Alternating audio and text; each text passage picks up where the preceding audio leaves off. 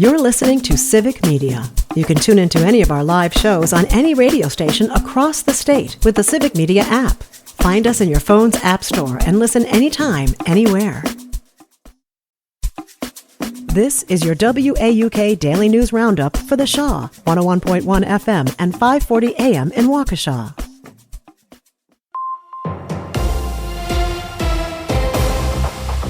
For 540 WAUK News, I'm Stuart J. Waddles. After 15 months of delay, Milwaukee Public Schools has officers back. 25 school resource officers reported to 11 high schools yesterday following a court mandate and the issuance of a state law. Milwaukee County Judge David Borowski praised the movement, but noted that the city and the district's compliance came only after repeated court deadlines and the threat of fines. The officers have completed a specialized training program and will be seen all over the district.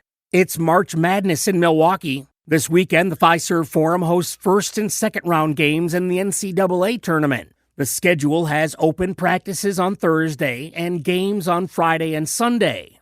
Milwaukee's 3rd District aldermanic candidates will face off in a forum. Daniel Bauman and Alex Brower are taking part in the event hosted by 5 East Side neighborhood associations. It's next Tuesday at St. Mark's. The event is said to allow voters to learn more about the candidates' positions on issues like city services, zoning, and public safety. The forum comes ahead of the April 1st general election to fill the seat left vacant by the late Jonathan Brostoff. An attack ad against Supreme Court candidate Susan Crawford claims she would stop deportations of illegal immigrants and protect sanctuary cities. Tricia Young looks into that claim. Here's today's Wisconsin Watch Fact Brief. There's no evidence to support the claim that Wisconsin Supreme Court candidate Susan Crawford supports stopping deportations or protecting sanctuary cities. A GOP group aired the attack ad, but when asked for proof, could only provide the position of Democrats who support Crawford. I'm Tricia Young for Wisconsin Watch. Learn more at wisconsinwatch.org. And that's news on 540 WAUK.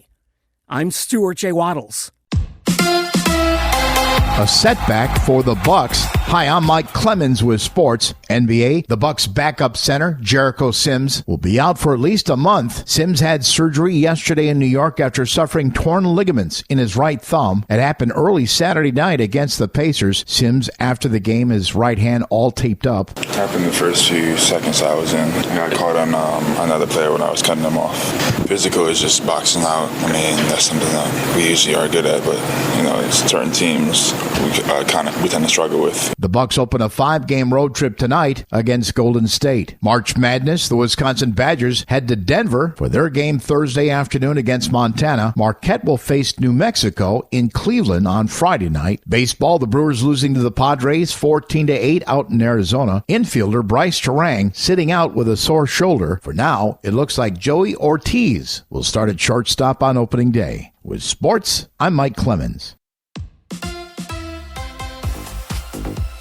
Conan O'Brien crushed it. It seems he was the host the Academy of Motion Picture Arts and Sciences longed for when it comes to hosting the Oscars. People have picked apart past hosts' performances, but reviews for Conan's emceeing skills were overwhelmingly positive. His reward? Conan will host the 98th Annual Oscar Awards next March 15th. The talk show host was asked about coming back and said the only reason he's returning next year is so he can hear Adrian Brody finish his speech. He might have to extend that another year. You gotta love when someone makes a documentary about a controversy that hasn't even been decided yet. Such is the case with the Blake Lively-Justin Baldoni legal battle. The documentary He Said, She Said, Blake Lively versus Justin Baldoni is available to watch in the UK on 5 Channel, but those in the US who couldn't care less will have to wait until March 31st when it will drop on Max and Discovery+.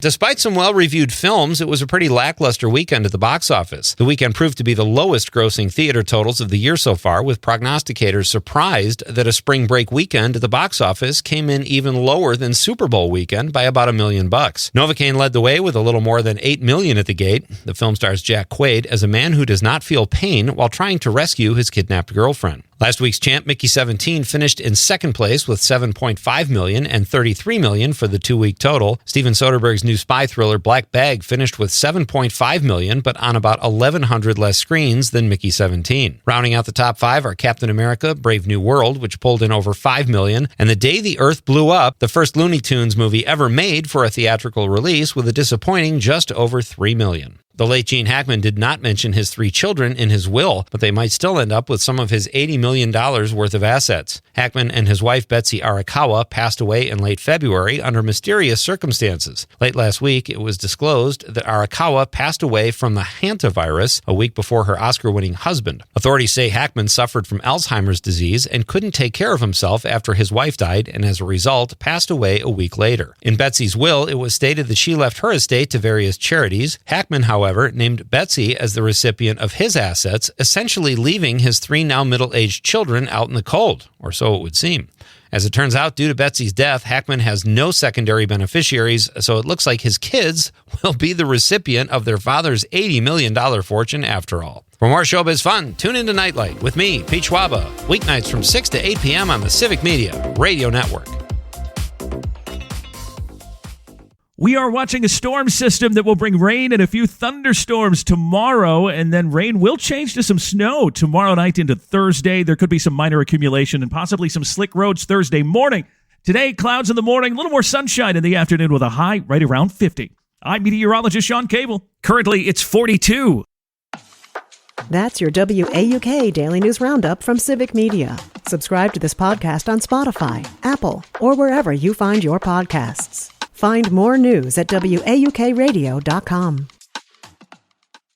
The national news cycle never stops, but it can be hard to find news about your local community. Civic Media is dedicated to providing quality local and state news coverage across Wisconsin. With the Civic Media app, you can get notifications about local stories that matter to you and your community. Find the free Civic Media app in your phone's app store and choose notifications from the menu to tell us what kind of news you want to hear about.